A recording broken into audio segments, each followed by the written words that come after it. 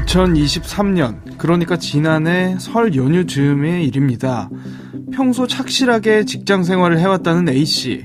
그런데 어찌된 일인지 설 연휴가 지났는데도 A씨는 회사에 출근하지 않았습니다. 평소 A씨를 잘 알고 지냈다는 직장 동료들은 의아했죠. 전화를 해도 도통 받지를 않고 수소문을 내 A씨의 남편에게 전화를 걸어봤지만 그 역시 연락이 되지 않았습니다. 그리고 며칠 후 정말 깜짝 놀랄 만한 사건이 전해졌습니다. 위치 추적한 장소가 여기 맞죠? 네, 맞습니다. 에이, 설마? 휴대전화 GPS를 추적해 파악한 A씨의 마지막 족적, 그곳은 바로 충남 태안의 한 저수지였습니다. 형사님, 여기 좀 와보십시오. 여기 뭐가 있는데요? 이게 뭐야? 꺼내보자.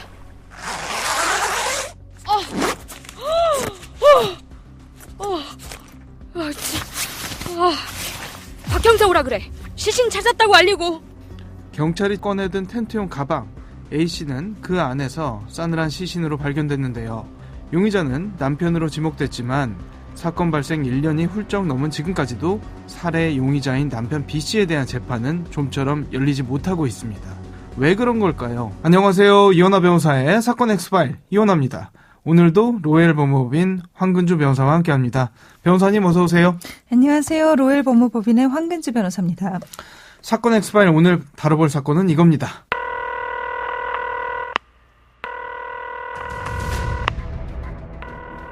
사건은 보이는 것보다 가까이 있다. 이원하 변호사의 사건 엑스파일. 43번째 파일. 범죄자들이 필리핀행을 택하는 이유. 작년에 발생한 사건입니다. 자신의 아내를 살해한 후 텐트 가방에 시신을 넣고 저수지에 유기한 끔찍한 일이 있었죠. 네, 그렇습니다. 2023년 1월 충남 서산에 거주하던 평범한 30대 젊은 부부가 갑자기 사라져서 남편과 아내가 다니던 각 회사의 직장 동료들이 경찰에 실종 신고를 접수했습니다. 그런데 얼마 후 충남 태안 저수지에서 아내의 시신이 발견된 것입니다. 직장 동료들이 실종 신고를 해서 알려지게 된 건데 남편은 이미 출국한 상태였죠. 네, 맞습니다. 남편은 2023년 1월 23일자로 이미 혼자서 베트남으로 출국했던 것으로 확인이 됐고요. 경찰은 남편 혼자 출국한 것에 의문을 품고 남편의 행적을 쫓았는데요. 남편이 공항에 가기 전에 태안 저수지에 간 것을 확인하고 수색한 결과 아내의 시신이 발견된 것입니다. 용의자가 해외로 도피를 하게 되면 경찰 수사는 어떻게 되는 겁니까? 일반적인 형사사건과는 다르게 진행되죠? 네, 아무래도 해외에 있는 남편을 추적을 해야 되니까요. 인터폴이라는 기구를 통해서 진행이 될 것 같습니다. 인터폴이라는 것은 각국에 있는 경찰기구 간의 협력, 국제범죄에 있어서 수사 공조를 목적으로 설립된 국제기구입니다.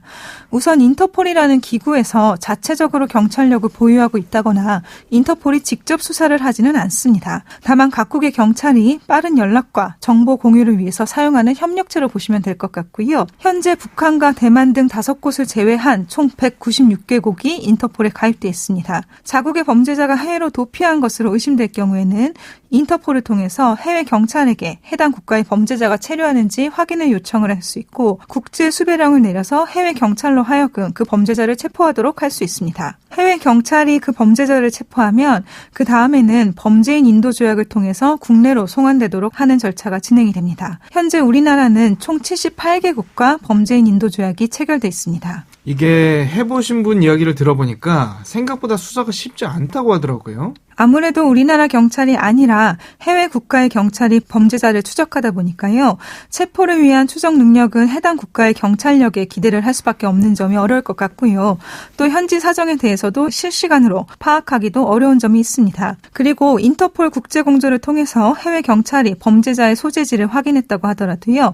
그 범죄자를 체포해서 본국으로 송환하는 것은 범죄인 인도조약에 따른 것이거든요. 그래서 해당 국가와 범죄인 인도조약이 체결되어 있지 않다면 송환까지는 더 긴 절차와 시간이 필요할 것 같습니다. 하지만 이 사건에서는 남편이 출국한 베트남이나 최종 소재지였던 필리핀 모두 우리나라와 범죄인 인도조약이 체결되어 있는 나라고요. 남편은 2023년 2월 10일 필리핀 마닐라 공항에서 체포됐습니다. 남편은 베트남으로 출국해서 태국과 캄보디아 등 동남아 일대를 떠돌아다니다가 필리핀으로 입국하려던 도중에 체포된 것이라고 합니다. 그러면 한국으로 송환해서 재판에 넘길 수 있게 된 거 아닙니까? 네, 그렇습니다. 남편 강 씨는 필리핀에서 체포돼서 외국인 수용소에 수감되어 한국 송환을 기다리고 있었습니다. 일단 외국인 수용소는요, 우리가 흔히 얘기하는 교도소나 구치소 같은 감옥의 개념은 아닙니다. 필리핀 외국인 수용소는 비쿠탄이라고 하는데요. 필리핀에 있는 외국인이 범법행위라던가 불법 체류 등의 문제로 필리핀에서 강제 추방을 하게 될 때 추방될 때까지 수용되어 있는 임시 보호시설이라고 할 수 있습니다. 다만 이곳에서 탈출하게 되면 필리핀에 불법적으로 체류하게 될 가능성이 높기 때문에 탈출하지 못하도록 감시를 하고 있습니다. 그런데 더 놀라운 건 이 다음의 일입니다. 탈옥을 했다면서요? 이건 영화에서나 가능한 일 아닙니까? 현실에서도 탈옥이 가능은 해요? 이 비쿠탄이라는 곳이요, 높이 약 6m 상당의 담장이 설치돼 있고 감시도 삼엄하기 때문에 일단 봐서는 탈출이 쉽지는 않을 것 같은데요.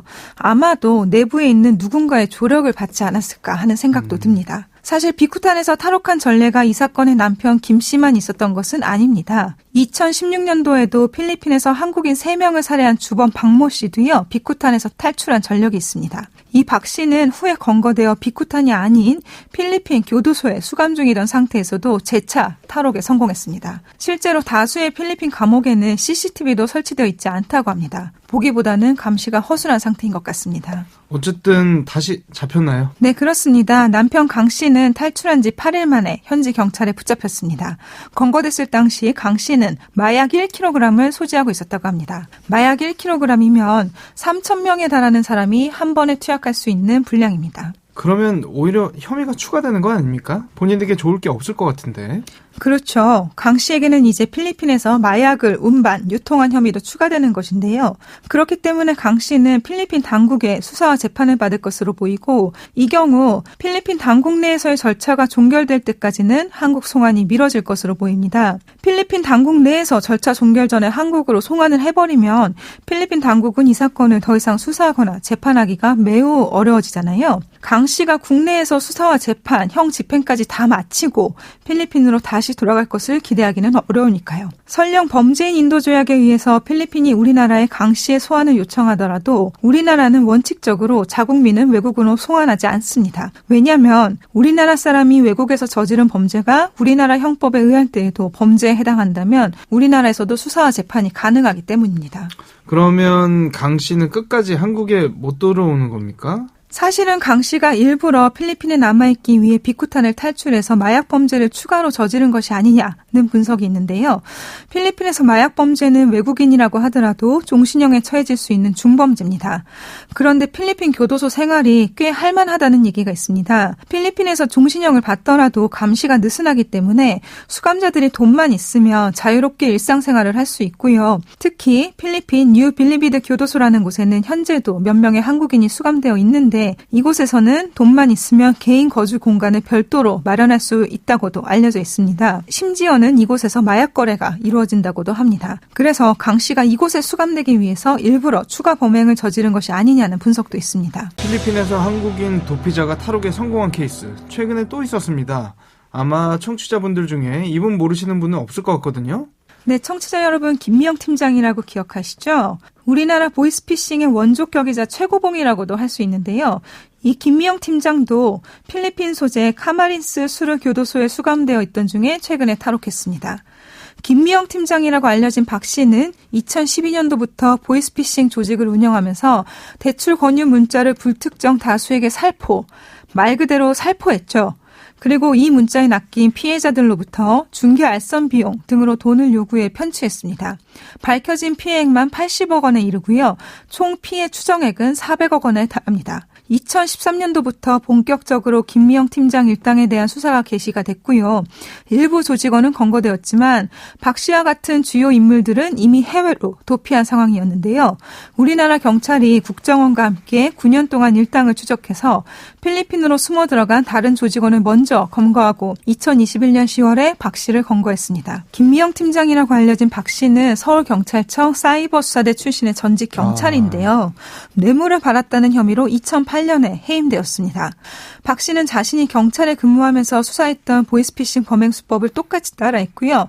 자기가 수사한 피의자 3명을 김미영 팀장 일당에 끌어들여서 범행을 저질렀던 것으로 확인됐습니다. 이 사람 언제 탈옥한 겁니까? 박 씨는 이번 달 2일 새벽 6시경에 수감자 인원을 파악하던 중 사라진 것으로 확인이 됐는데 현지 경찰 측은 박 씨의 정확한 탈옥 시간과 경위도 알 수 없다고 합니다. 박 씨가 수감된 교도소에는 CCTV 시설이 없기 때문에 박 씨의 정확한 행적을 확인할 수가 없어서 4월 말부터 5월 1일 사이에 탈옥한 것이 아니냐라는 추측만 있을 뿐입니다. 필리핀 경찰이 쫓고 있는 건가요? 아니면 한국 경찰도 함께 공조하고 있는 겁니까? 박 씨가 수감돼 있던 곳이 필리핀이기 때문에요. 우리나라 경찰이 직접적으로 경찰력을 투여할 수 있는 상황은 아닙니다. 만약에 우리나라 경찰력이 직접 필리핀으로 파견이 되어서 박 씨를 추적하게 되면 필리핀에 대한 내정에 대한 간섭이 될 수가 있거든요. 하지만 사안이 워낙 중대한지라 우리나라 정부는 최근 필리핀 대통령 비서실장에게 탈옥한 박 씨에 대한 조속한 검거와 재발 방지를 위해 노력해달라는 공식 서한을 전달했습니다. 그런데 듣는 분들 입장에서는 이게 궁금하실 것 같아요. 보이스피싱 범죄를 저지른 곳은 한국이잖아요. 피해자들이 다 한국인이고 피해자들에게 가로챈 금액만 수백억에 달한다 알려져 있는데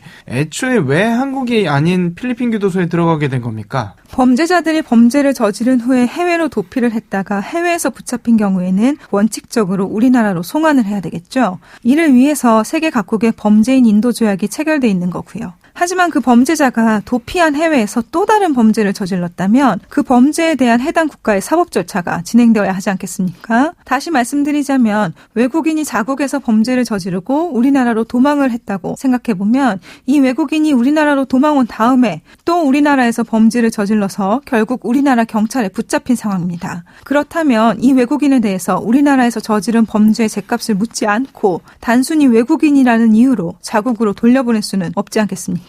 마찬가지로 김미영 팀장, 박 씨도 피해자들이 다 한국인이고 피해 금액이 크기는 하지만 이 박 씨가 필리핀에 있을 때 저지른 범죄가 또 있거든요. 그래서 필리핀에서 저지른 범죄에 대한 사법 절차를 진행하기 위해서 교도소에 수감되었다고 보시면 될 것 같습니다. 박 씨에게 적용된 두 가지 혐의 중 하나가 인신매매인데 이게 일부러 허위로 만들어낸 범죄일 수 있다 이런 얘기도 나오더라고요. 이상한 점이 있는 게 인신매매는 고발이 접수됐다고 하거든요. 그렇다면 박 씨 측에서 송환을 미루기 위해서 인신매매 사건을 만든 것이 아니냐는 해석도 가능할 것 같습니다. 또 하나는 우리나라에도 수감된 수용자가 교도소나 구치소에서 탈출한 경우 도주죄가 성립합니다. 필리핀도 마찬가지죠. 그렇다면 박 씨의 탈옥행위 자체가 필리핀 현지법을 재차 위반한 것이기 때문에 만약에 잡히게 되더라도 필리핀에서 징역형을 선고받을 수도 있단 말이죠. 그럼 필리핀에서 박 씨의 형 집행이 끝나기 전까지는 국내 송환은 어려울 것으로 보입니다.